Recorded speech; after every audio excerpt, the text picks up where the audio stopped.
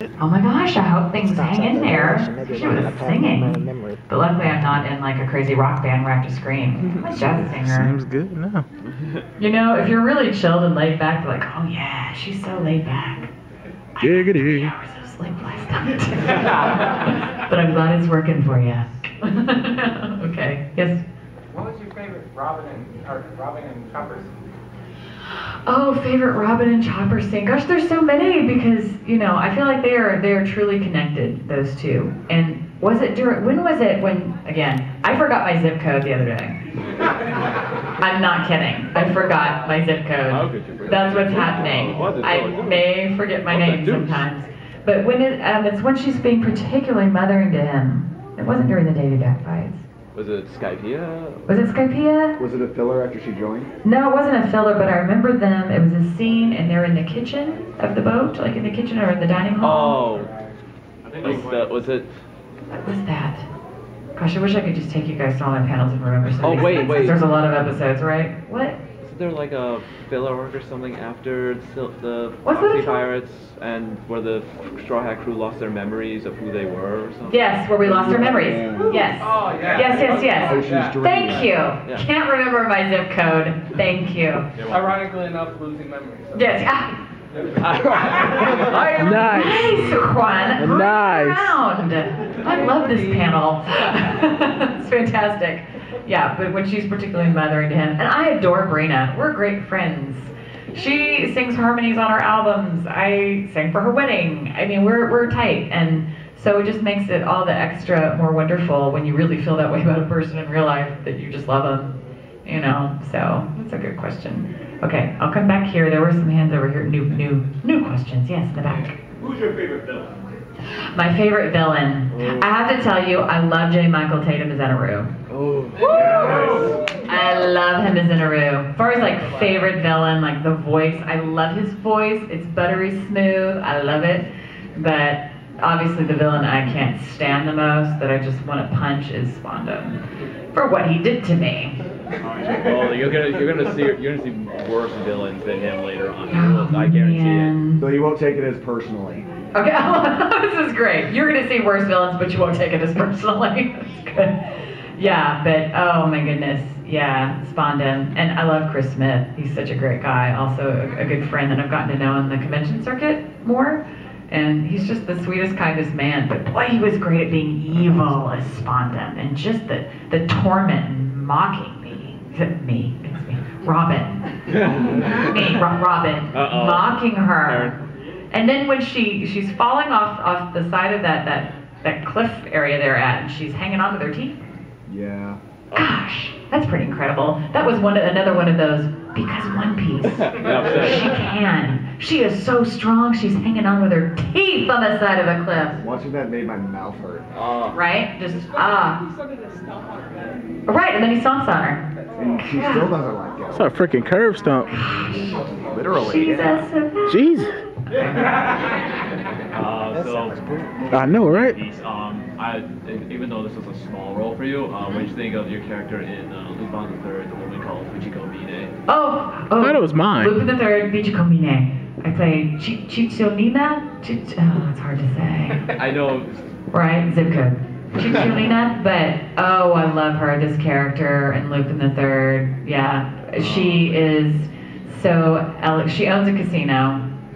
There you go. She's Fujiko. She owns a casino, and she's just a very elegant, Mad Men-esque, vixen-y type woman. And I love it when Brina directed that episode. Isn't that great? Brina directed it. So she just said, Stephanie, because sometimes, you know, we get typecast in things, and I voice a lot of witches and warriors and teachers and scientists, and sometimes I get to voice the sexy ones.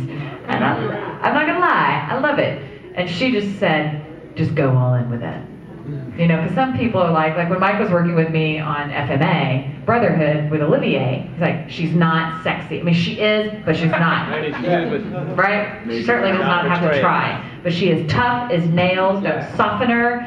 Don't bring in any sexy femininity to her. This is Olivier.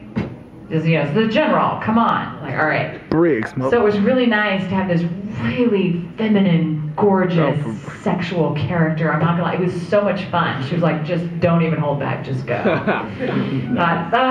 You know, and of course she's beautifully animated.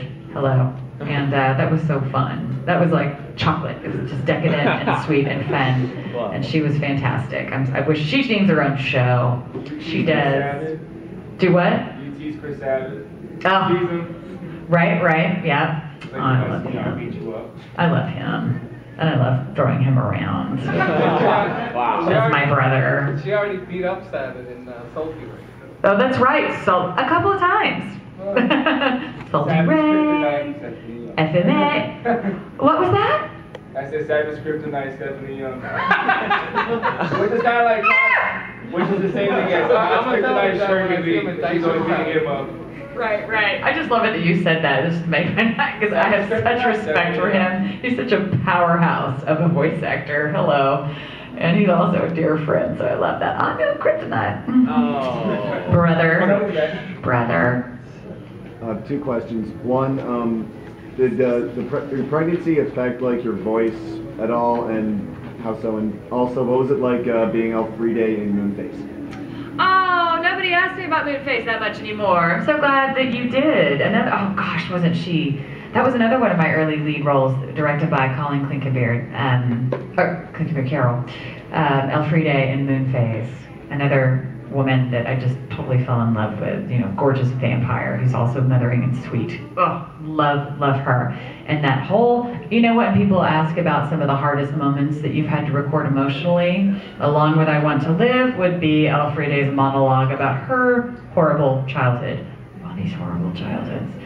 But, you know, yeah, it happens. And I remember we recorded that that was not one take.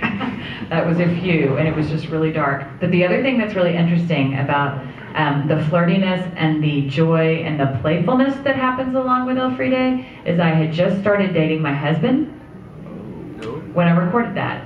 It's uncanny how sometimes our real life will match up with what we're recording. Okay, even though I don't know if I should say that. I recorded Claire when I was engaged and getting married. That didn't quite match up. And Claymore. That was just brutal and fun. Yeah, I was a fun bride. But with Elfride, you know, when she, is it Kohei? Yeah. Ha ha ha, every now and then things come back. Kohei, dealing with him, I don't know, you know, you're in that Twitter-pated amazing rush of just dating someone, the man that I ended up marrying.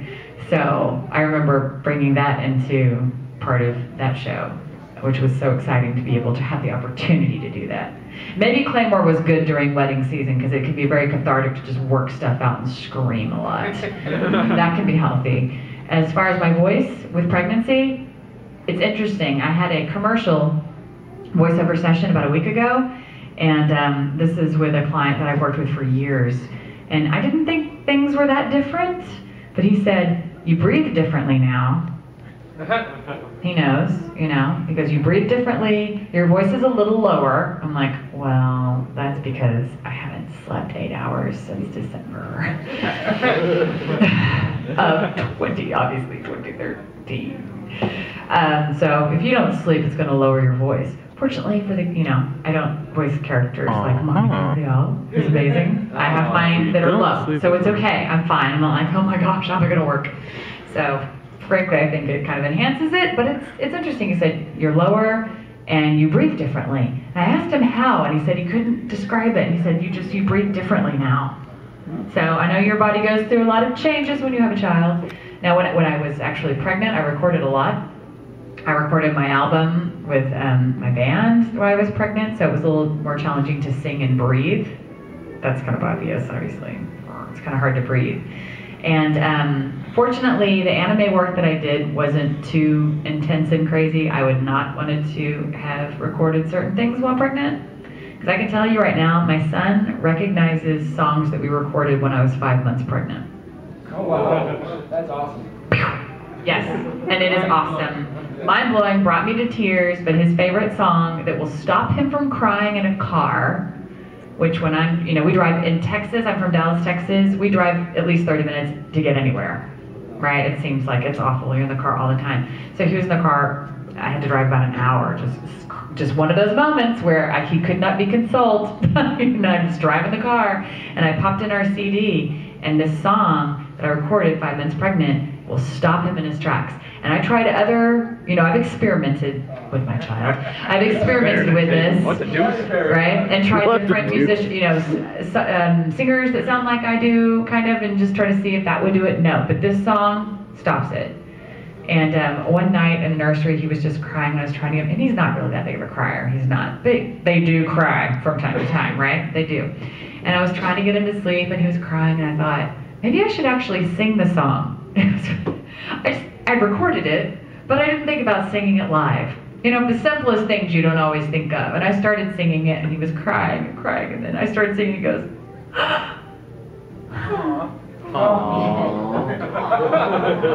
and then I started like, oh my gosh, I love you so much. I believe that it's called When You're With Me. And it's a sweet song, and just, about being in love with someone, and that's the one that gets him. But he recognizes, I'm telling you, he recognizes the other songs from the album, because I've also played songs from our first album, and he's okay with it, but there's no big change, He's like, yeah, that's mom and dad, that's fine. But on this album, the songs that I recorded pregnant, he absolutely recognizes, which it blows my mind. They hear. I remember Colleen and I having this discussion about Luffy, and she was worried about recording Luffy. We know that she's okay, but there's a lot of yelling and screaming that goes along in intensity with Luffy. And I know she was able to work around it and how she affects her voice, which still blows my mind. I'm just like, that's not you. That's you. That's incredible. How is that you? She's so wonderful. But I had a video game that I recorded, and luckily it wasn't too dark, because that was the thing. I didn't want to get too dark with things, because when you're in a session, you get really invested, and maybe the baby can't tell the difference between all that anxiety that you're going through in the moment in the scene. Maybe they think it's real. I don't know. But for me, I wanted to try to avoid it. Different people, different choices. That's fine. That luckily, like the video game that I had, the character I had, she was this sort of epic oracle priestess type. So she wasn't losing it a lot. She had it together, even in her battle taunts and cries. So that was nice. I thought, okay, but after each take for some of the battles, all those sounds, the kicks and things that you have to do, the reactions, one after the other, I would after I would do a series, and I would just sort of like, I was 9 months pregnant. So, it's pretty pregnant. 9 months pregnant in the booth, and I would just sort of like laugh and bounce around after each take, like, ha, isn't it funny? Mommy's play. I'm kidding, that's not real. Isn't that funny? Did you ever get any kicks during those? I did. The baby would kick, and I'm like, oh, Marshall. No, Marshall. Everything's fine. But yeah, he was a real mover and shaker, and he still is. So, yes. So I've noticed you've played a lot of moms. Did you realize that in Sergeant Frog you actually play Tatum's mom? Yes. My Tatum's mom or Todd's mom? My Tatum's mom? Tatum's mom, because you're Dororo's mother. Oh, you're right. You're right. It's a code. Yes. That means you probably knew Dororo anyway. Right. I did not realize I played his mother. It's funny. He and I have voiced opposite of each other a lot, which I love. I've voiced opposite characters that have a real connection with Tatum and with Savage, which I love, because as far as like guy counterparts with cool little voices, they're amazing. But that's right. And his mom. Maybe that's why I was giving him a hard time in that panel about going to the dentist. Like, don't put it off, man. Dental work is expensive. You go watch Netflix and find a dentist that'll do that and clean your teeth. It'll be alright. Questions. Is there anyone I haven't answered a question from yet? I don't think I've seen. Then we'll come back over here. You didn't have a question? All right. Yes, sir. My question's from Gunslinger Girl 2. You voiced Blanca. Yes. And I just want to hear your perspective on that character, because I like shows that go in a direction that lets you see the antagonist motivation as well as the protagonist motivations. Because from both perspectives, I think it's section 38, and both her, since she's a terrorist. You are good, section 38. Very good, very detailed. Go ahead. even you know, from both perspectives, Section 38 is really bad, and she's a terrorist, so she's inherently bad. Yeah. But at the same time, you see where she's coming from. She's not just doing things; you know why she's doing it. And if I remember right, in the series, she made an honest attempt to get through the system the right way. She did, and I love that about her. Isn't it great when you have a character that you know they're doing bad things, and then they try to correct and make something good, and there's that push-pull. Like you have a little bit of sympathy, just a little bit for Anthony Hopkins in Silence of the Lambs, just a little. Anyone else? No, like no. He eats people. It's bad, I know. But just those characters that, you know, there's something about them that attracts you to them, or you feel for them, this empathy for them. And definitely with Flunka, that was there. And boy, that scene with the character that Mike voiced, what was his name? After he got beaten to a pulp. Wait, wasn't it Blanc who got beaten to a pulp? And No, I got beaten to a pulp. Yeah. Yes. You're the one who got beaten, and Flanco right. saved you. Pinocchio and Flanco saved you. Will you come with Blanca. me to my other panels? Because I need your details, because they're really good. I'm just fresh out the series. Well, you're awesome. No, that's awesome. I'm many years removed from that, but definitely love it, because she was my first lead. Definitely. Actually, she wasn't the first lead character. Her voice was Flunka. That first round. Score. Over here. Do you still have a question? Or yeah. What would you say your most difficult role as a voice actor? Claire and Claymore was the most difficult for me, and I loved every second of it, but it was a real stretch just because she, at the beginning of the series, and if you've not seen Claymore, do yourself a favor and go watch some Claymore. It's fantastic, and guys, and you're like, it's a bunch of chick warriors. It's a bunch of chick warriors. You already know the It is so hot. We have purple blood, people. Go watch the show. But it's intense, and the animation's beautiful, and the music is really interesting. You've got rocking guitars and bagpipes on the same show. But that show is really difficult because the character was so devoid of emotion in the beginning of it, and then she gets to grow, and then because there are times when they have these, for lack of, it's not a Claymore panel, so we won't go into all the details, but they basically have this monster energy inside of them that tries to bust out. And she's constantly trying to suppress that energy, and it's really difficult, and she often almost goes into that form, and it's really difficult for her, and for me it was difficult as an actress, because I'm not a DBZ voice actress that screams her head off all the time. There was a lot of guttural, primal, it was fun. I couldn't record like that every day. I would lose my voice. I would. But boy, it was great to just get into that, It was great. You don't always get to do it. Voice characters like that. Sorry. I'll come back to you, but we've got you, then you. Let's start with the lovely lady right here on row 2, and then keep on going back. So I have a question about Olivier. What was your favorite part about voicing her, and what was the most challenging? Okay, Olivier. So, yes, Olivier. I'll never, again, Mike, she's not sexy, and don't make her too nice. Don't make her nice. Don't do it. Okay.